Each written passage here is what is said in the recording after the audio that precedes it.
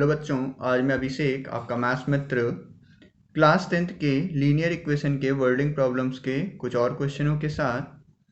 तो आज ये हमारा जो पहला क्वेश्चन है, आज हम चलिए इसको सॉल्व करते हैं। तो ये पहला क्वेश्चन कह रहा है the sum of the numerator and denominator of a fraction is 8 if 3 is added to both the numerator and denominator of the fraction becomes 3/4, find the fraction. तो देखिए यहाँ पे हमसे कह रहा है फ्रैक्शन फाइंड आउट करने को। तो जब भी आपसे क्वेश्चन में कह दे कि फाइंड द फ्रैक्शन, तो आपको बेटा जो चीज़ निकालनी है पहले आपको वो चीज़ लेट करनी पड़ेगी। तो हमको यहाँ पे निकालना है फ्रैक्शन। तो हम क्या लेट कर लें, let fraction be x upon y. हमने माना कि हमारे पास जो फ्रैक्शन है वो है x अपॉन वाई। अब देखिए क्वेश्चन कह रहा है the sum of the numerator and denominator of a fraction is 8। तो यहाँ पे इस फ्रैक्शन में बेटा न्यूमरेटर कौन है हमारा x और डिनोमिनेटर कौन है हमारा y। ठीक, तो अगर हम उन दोनों को जोड़ दें तो न्यूमरेटर और डिनोमिनेटर का जो सम आ रहा है वो आ रहा है 8। तो बच्चों हमारी पहली इक्वेशन यहाँ से तैयार हो गई।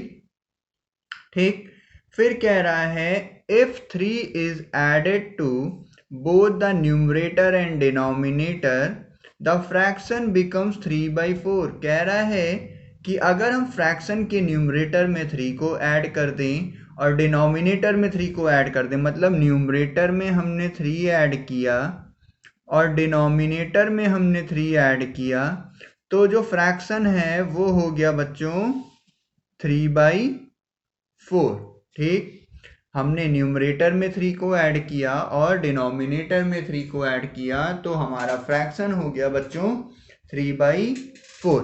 अब हम क्या करेंगे, हम करेंगे क्रॉस मल्टीप्लाई। तो हमको बेटा यहाँ पे मिल जाएगा 4x + 12 = 3y + 9।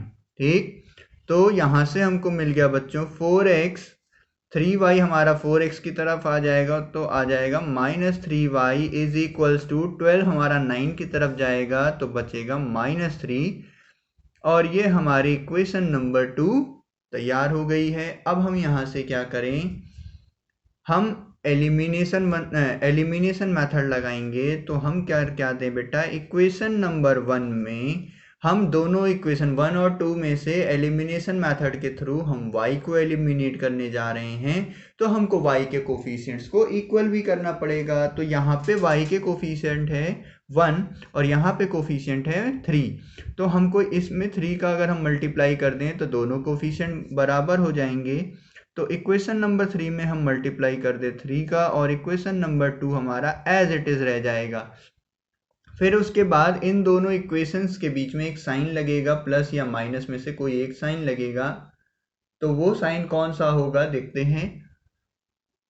हमने बताया था कि अगर दोनों कोफिशिएंट जो वेरिएबल है उसके जो दोनों कोफिशिएंट है अगर उनका साइन सेम होता है तो हम माइनस लगाते हैं, अगर डिफरेंट होता है तो प्लस।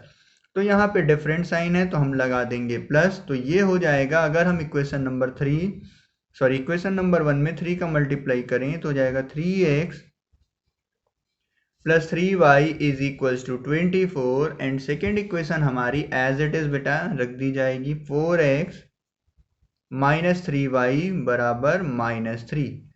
एडिशन हुआ है तो कोई भी साइन नहीं चेंज होगा। 3y प्लस का माइनस का 3y कैंसिल हो गया और बच्चों 3x + 4x हो जाएगा 7x = 21। तो x की वैल्यू आ गई बच्चों 3। अब हम क्या करें, इस वैल्यू को पुट कर दें, पुट x = 3 इन इक्वेशन नंबर 2। ठीक, तो बच्चों हमको मिल जाएगा 4 3 = 12 -3y = -3। ठीक, ये देखिए ये जो वैल्यू हमने पुट करी है यहाँ पे, ये इस इक्वेशन में पुट करी थी तो हमारा मिल गया 12 - 3y = -3। 12 अगर -3 की तरफ जाएगा तो मिल जाएगा -3y बराबर -15। बच्चों माइनस से माइनस कैंसिल, y की वैल्यू आ गई 5। तो हमारा फ्रैक्शन क्या हो गया बच्चों? हमारा फ्रैक्शन था x अपॉन वाई। तो x हो गया बच्चों 3 और y हो गया 5। तो हमारा फ्रैक्शन आ गया 3/5। ठीक, तो यहाँ तक आप लोग को कोई दिक्कत नहीं होगी आई थिंक। तो चलिए हम देखते हैं अपने नेक्स्ट क्वेश्चन को। तो ये रहा बच्चों हमारा आज का नेक्स्ट क्वेश्चन। कह रहा है the denominator of a fraction is greater than it's numerator by 11 if 8 is added to both numerator and denominator it becomes 3/4। Find the fraction. तो हमसे यहाँ पे भी क्या निकालने के लिए कह रहा है? फ्रैक्शन। तो पहले हम फ्रैक्शन को लेट कर लेते हैं बेटा, उसके बाद हम सारे बात करेंगे। लेट द फ्रैक्शन, तो यहाँ पे हमारा जो हमने फ्रैक्शन को लेट किया है बेटा, वो लेट करेंगे क्या? Let the fraction be x upon y. ठीक, अब हम देखेंगे अकॉर्डिंग टू क्वेश्चन। अब हमारा क्वेश्चन क्या कह रहा है बेटा, अब हम इस पे बात करते हैं। तो देखिए जो हमारा क्वेश्चन कह रहा है वो कह रहा है the denominator of a fraction is greater than it's numerator. तो जो डिनोमिनेटर है, डिनोमिनेटर कौन है यहाँ पे? हमारा y। Denominator of a fraction is greater than, denominator जो है वो बड़ा है किससे? न्यूमरेटर से बाई 11। मतलब कि y बराबर x प्लस 11। इक्वेशन नंबर 1 हमारी देखिए ये बन गई। ठीक, y बड़ा है मतलब डिनोमिनेटर बड़ा है न्यूमरेटर से कितना? 11। ठीक, फिर कह रहा है if 8 is added to both its numerator and denominator. मतलब कि ये हमारा फ्रैक्शन है बेटा, इसके न्यूमरेटर में 8 जोड़ दें और डिनोमिनेटर में 8 जोड़ दें तो हमको जो फ्रैक्शन मिलता है वो मिलता है 3/4। तो अगर हम इसको सॉल्व करें तो ये हो जाएगा 4x plus 32 is equals to 3y plus 24। तो ये सॉल्व करने पे आ जाएगा बच्चों 4x minus 3y is equals to -8। ठीक, तो अब देखिए ये क्वेश्चन नंबर 2। अब 1 और 2 को हम बाई सब्स्टिट्यूशन मेथड बड़ी इजीली सॉल्व कर सकते हैं। तो हम क्या करेंगे बेटा, पुट 1 इन इक्वेशन नंबर 2। तो हमको मिल जाएगा 4x माइनस 3y की जगह पे आ जाएगा x plus 11 is equals to -8। अब जब हम इसको सॉल्व करेंगे बच्चों तो ये आ जाएगा 4x minus 3x minus 33 is equals to -8। ठीक, तो यहाँ से जो हमारी वैल्यू आई वो आई 4x minus 3 that is x, और ये हो जाएगी 33 माइनस 8। तो इसको सॉल्व करने पे आ जाएगा बच्चों 25। ठीक, x की वैल्यू 25। अब हम क्या करेंगे, पुट कर देंगे x बराबर 25 इन इक्वेशन नंबर 1। ठीक, तो y बराबर हमारे पास आ जाएगा 25 plus 11 that is y is equals to 36। तो हमारा जो फ्रैक्शन हो गया बच्चों वो हो गया 25 अपॉन 36। ठीक, कोई दिक्कत?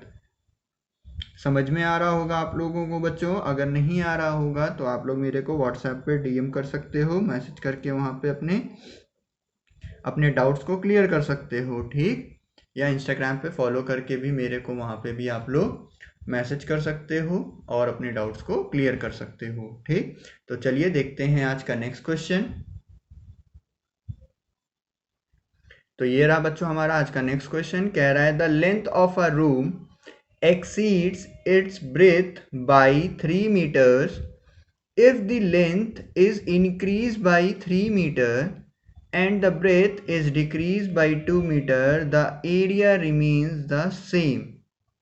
ठीक, and find the length and the breadth of the room. तो हमको बेटा यहाँ पे जो क्वेश्चन में फाइंड आउट करना है वो लेंथ और ब्रेथ को फाइंड आउट करना है। तो हमको क्या करना होगा बेटा, पहले लेंथ और ब्रेथ को हम कुछ ना कुछ लेट कर लें। हमने आपसे कहा ना कि जो भी फाइंड करना है पहले आप उसको लेट कर लीजिए। ठीक, तो लेट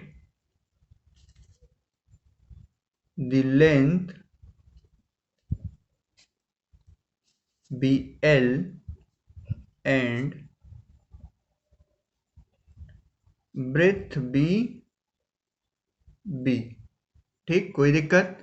अब देखिए क्वेश्चन अब एक्चुअल में कह क्या रहा है, इस पे हम बात करते हैं और अपनी इक्वेशंस को क्रिएट करते हुए चलते हैं। तो हमसे कह रहा है the length of a room, जो लेंथ है रूम की वो एक्सीड इट्स ब्रेथ बाय 3, मतलब कि कहना चाह रहा है कि जो लेंथ है रूम की वो ब्रेथ से 3 मीटर ज़्यादा है। तो ये बच्चों हमारी पहली इक्वेशन बनेगी।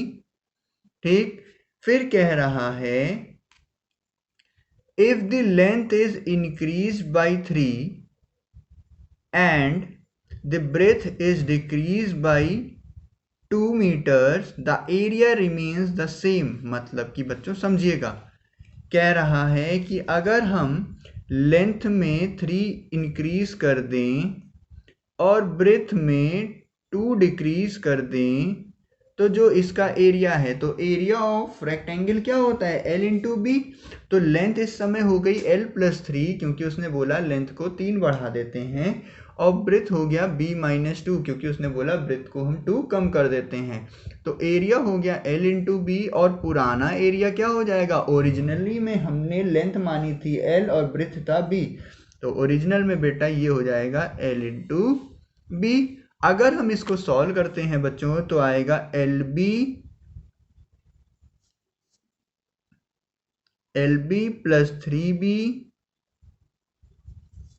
माइनस 2L माइनस 6 बराबर LB आएगा बच्चों। LB से LB कैंसिल आउट हो जाएगा, हमारे पास क्या बचा 3B माइनस 2L माइनस 6 बराबर 0। ये हमारी हो गई इक्वेशन नंबर 2। हम क्या कर दें बेटा, देख रहे हैं कि हमको सब्स्टिट्यूशन करना ज़्यादा इजी है क्योंकि L की value in terms of B दे रखी है। तो पुट 1 इन इक्वेशन नंबर 2, तो हमको वैल्यू मिल जाएगी बच्चों 3B माइनस 2L की जगह पे आ जाएगा B plus 3 minus 6 is equals to 0। ठीक, तो ये वैल्यू हो जाएगी 3B minus 2B minus 6 is equals to 0। तो ये आ जाएगा B इज इक्वल्स टू 12। तो ब्रेथ हो गई हमारी 12 मीटर। अब हमको लेंथ निकालना है तो हम क्या करेंगे बच्चों, पुट कर देंगे B is equals to 12 in equation number 1, जो कि हमारी है बेटा L बराबर B प्लस 3। तो B की जगह पे जब हम 12 रखेंगे तो L की वैल्यू हमारी आ जाएगी 15। तो लेंथ हमारी हो जाएगी बच्चों 15 मीटर और ब्रेथ हो जाएगी हमारी बच्चों 12 मीटर। ठीक, कोई दिक्कत? समझ में आ रहा होगा आप लोगों को। ठीक, और बच्चों वीडियो को लाइक ज़रूर कर दिया करिए और अपने दोस्तों को शेयर भी करते रहिए। ठीक, ताकि और लोगों के पास भी ये वीडियो जा सके और वो लोग भी इससे कुछ अपना फ़ायदा ले सकें। ठीक, तो चलिए मिलते हैं, चलिए नेक्स्ट क्वेश्चन पे चलते हैं। तो बच्चों ये रहा हमारा नेक्स्ट क्वेश्चन, कह रहा है the area of a rectangle get reduce by 67 square metre when its length is increased by 3 meter and breadth is decreased by 4 meter. If the length is reduced by 1 meter and breadth is increased by 4 meter, the area is increased by 89 square meter. Find the dimension of rectangle. Dimension means length और breadth की value निकालनी है। तो सबसे पहले हम late कर लेते हैं let the length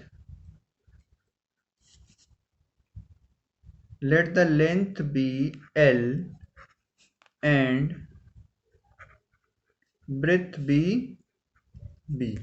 ठीक, अब देखिए क्या रहा है, जो एरिया ऑफ अ रेक्टेंगल है रिड्यूस हो गया है कितना 67 square metre when its length is increase by 3 metre. तो देखिए बच्चों, मानिए कि हमारे पास एक ये रेक्टेंगल है, लेंथ L है, ब्रेथ B है, तो इसका एरिया बच्चों कितना होगा, L इंटू बी होगा। वो कह रहे हैं कि जब हमने लेंथ में, अकॉर्डिंग टू क्वेश्चन देखिए, वो हमसे कह रहे हैं जब हमने उसकी लेंथ में बढ़ाया है कितना 3 मीटर और ब्रेथ में 4 मीटर कम किया, मतलब लेंथ में 3 मीटर बढ़ाया और ब्रेथ में 4 मीटर कम किया, तो जो इसका एरिया है वो 67 कम हो गया। मतलब किससे कम हुआ होगा, ओरिजिनल वाले से। तो ओरिजिनल वाला तो एल बी माइनस 67, ये इक्वेशन क्रिएट होगी बच्चों। ठीक, अब उन्होंने कहा कि जब हमने लेंथ 3 बढ़ाई और ब्रेथ को 4 घटा दिया, ठीक, तो जो हमारी एरिया आया वो 67 कम हो गया। तो किससे 67 कम हुआ होगा, ये जो ओरिजिनल वाला होगा उससे। तो इसको अगर हम सॉल्व करें बच्चों तो ये आ जाएगा L B minus 4L plus 3B minus 12 is equals to L B minus 67। L B cancel हो गया बच्चों, ये मिला 3B minus 4L is equals to minus 12 67 की तरफ जाएगा बच्चों तो हमको मिलेगा 55, और ये बन गई हमारी इक्वेशन नंबर 1। ठीक, अब सेकेंड इक्वेशन के लिए क्या कह रहा है, if the length is reduce by 1 metre and breadth is increase by 4। Length में 1 मीटर की कमी कर दी गई और ब्रेथ में 4 मीटर बढ़ा दिया गया, तो जो एरिया आया है वो इंक्रीज कर गया है 89। तो एरिया किस में इंक्रीज किया गया, ओरिजिनल जो एरिया था उससे बढ़ गया 89। अब अगर हम इसको सॉल्व करें बच्चों तो ये आ जाएगा L B plus 4B minus B minus 4 is equals to L B plus 89। L B हमारा कैंसिल, ठीक, यहाँ पे बच्चों 4L होगा। ठीक, तो देखिए हमने पहली इक्वेशन में b को आगे रखा है तो यहाँ पे भी b को आगे रख दें, minus B plus 4L is equals to, जब ये 489 की तरफ जाएगा तो प्लस 4 हो जाएगा और हो जाएगा हमारा 93, और ये बन गई हमारी इक्वेशन नंबर 2। तो हम देख रहे हैं कि हमारी फर्स्ट और सेकंड इक्वेशन में जो L का कोफिशिएंट है वो सेम है, तो हम उसको किस मेथड से इजीली सॉल्व कर सकते हैं, सब एलिमिनेशन मेथड से। तो एलिमिनेशन मेथड में हम क्या करेंगे, इक्वेशन नंबर 1 प्लस कर दें इक्वेशन नंबर 2 से। क्यों, क्योंकि दोनों ही कोफिशिएंट के साइन हैं वो अलग अलग हैं। ठीक, तो ये हो जाएगा बच्चों 3B माइनस 4L बराबर 55 minus B plus 4L is equals to 93, और ये हमारा 4L माइनस का और प्लस का कैंसिल हो गया, 3B में से माइनस बी हो गया तो बचा 2B, और इधर वैल्यू आ गई 8 और 14, तो बच्चों b की वैल्यू आ गई हमारे पास 74। ठीक, अब हमको L निकालना है बच्चों, तो हम क्या कर दें, पुट कर दें b बराबर 74 इन इक्वेशन नंबर 2 जो कि हमारी स्क्रीन पे यहाँ पे है। तो ये हो जाएगा बच्चों माइनस 74 प्लस 4L बराबर 93। अब जब हम इसको और आगे सॉल्व करेंगे तो ये हो जाएगा 4L इज इक्वल्स टू, जब 74 हमारा इधर जाएगा तो ये वैल्यू हो जाएगी बच्चों 93 प्लस 74 कितना हो जाएगा बच्चों 7 और 167। हम जब इसको सॉल्व करेंगे तो L की वैल्यू आ जाएगी बच्चों 4 और 1.75। ठीक बच्चों, यहाँ पे थोड़ी सी एरर हो गई है हमारी। यहाँ पे एरर क्या हुई है कि जब हमने यहाँ पे 12 को इधर लेके गए तो ये माइनस का आ रहा है 55। ठीक, तो यहाँ से हम अपनी कैलकुलेशन को फिर से करेंगे बच्चों। तो देखिए मैं यहाँ पे साइड में करूँगा। तो देखिए इक्वेशन नंबर 1 और इक्वेशन नंबर 2 आपको अपनी स्क्रीन पे दिख रही होगी। तो हमने किया क्या, इक्वेशन 1 प्लस इक्वेशन नंबर 2। तो ये हो गया बेटा 3b माइनस 4l बराबर -55 और minus B plus 4l is equals to 93। तो यहाँ से जो हमारी वैल्यू आई ये कैंसिल हो गई, -4l प्लस 4l और यहाँ पे बचा 2b इज इक्वल्स टू 93 में से बच्चों 55 को हमने कैंसिल किया तो हमारे पास कितना बचा, हमारे पास बचा 35 और 3 दैट इज 38। तो b की वैल्यू आ गई बच्चों हमारे पास 9। अब ये वैल्यू हम पुट कर दें b बराबर 19 इन इक्वेशन नंबर 2 तो आ जाएगी -19 plus 4l is equals to 93।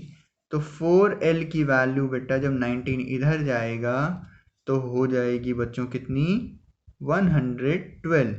ठीक, तो ये वैल्यू कितनी आ गई बच्चों, 112। और बेटा l की वैल्यू आ जाएगी बच्चों यहाँ से 28।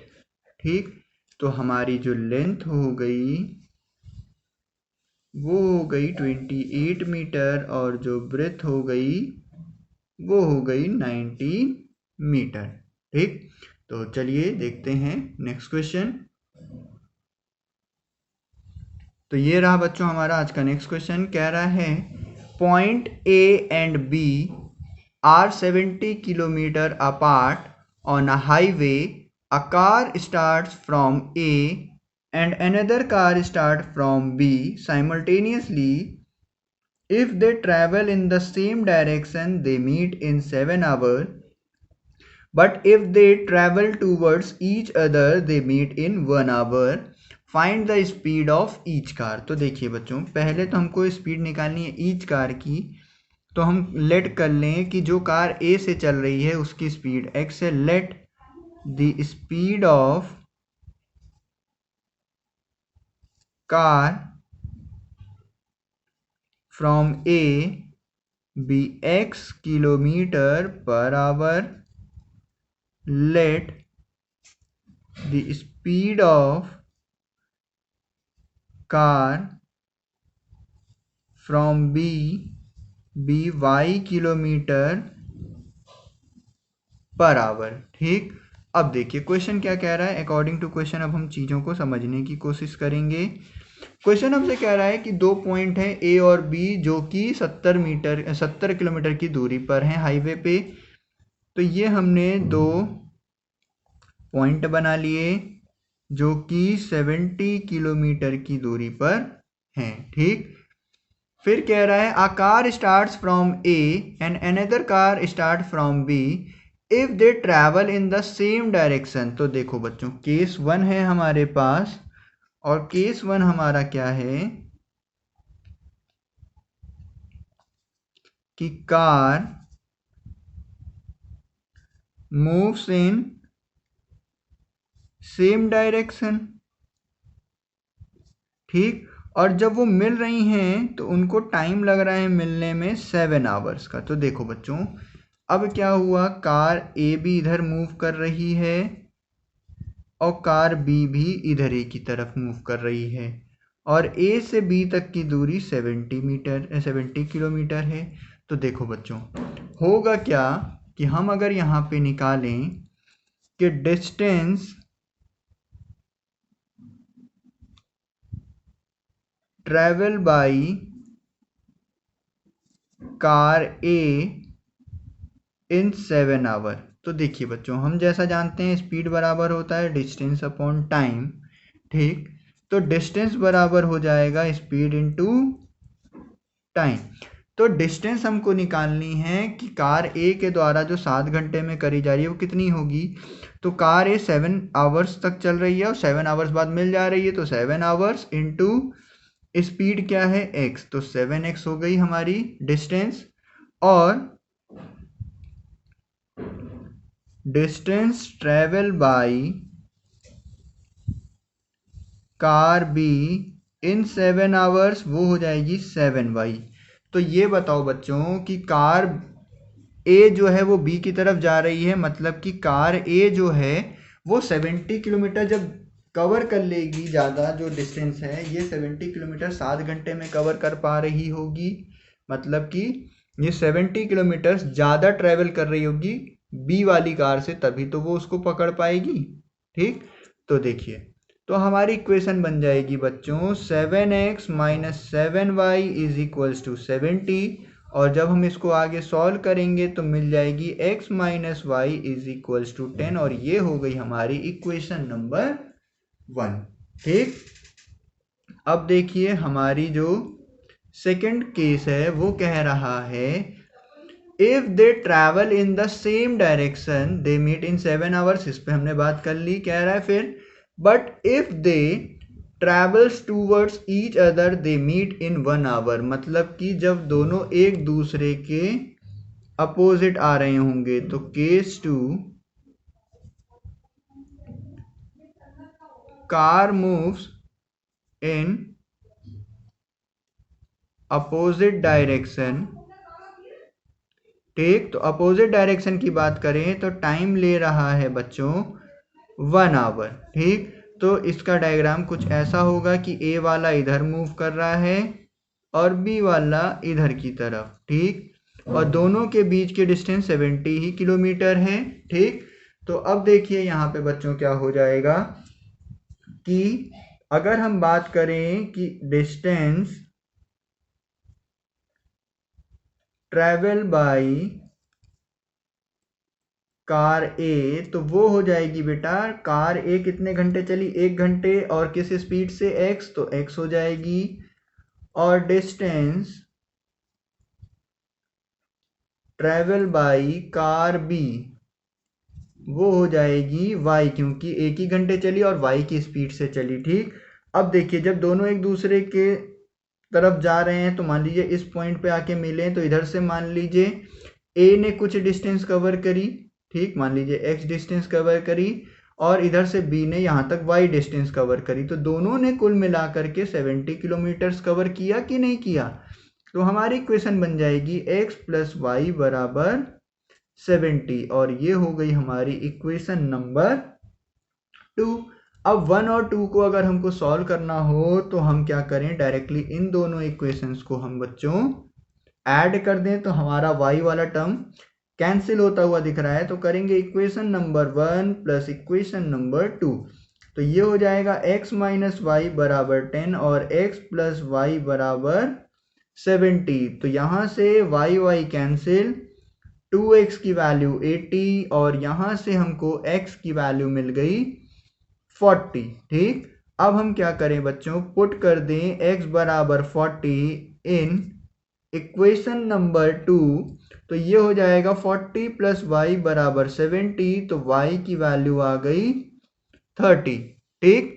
तो speed of car A is equals to 40 kilometre per hour और speed of car B is equals to 30 kilometre per hour, ठीक।